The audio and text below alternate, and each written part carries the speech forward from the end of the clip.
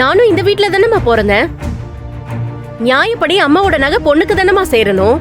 அதெல்லாம் அந்த காலம் ஆதுர.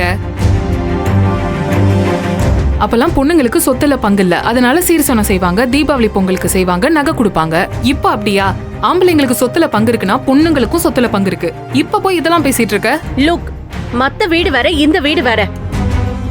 இங்க எல்லா சொத்துமே குணசேகரன் அண்ணனோடது. அது மொத்தத்தையும் இப்ப கதிரண்ணனுக்கு கொடுத்துட்டாரு.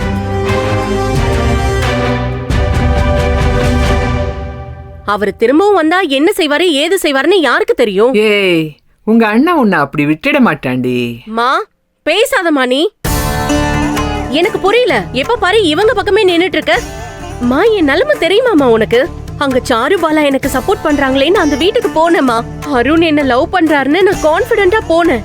ஆனா அந்த அரசு இருக்கான்ல, அருண் அப்படியே குழப்பி விட்டு இப்ப வரைக்கும் அருண் என் கூட சரியா பேசுறது இல்லம்மா.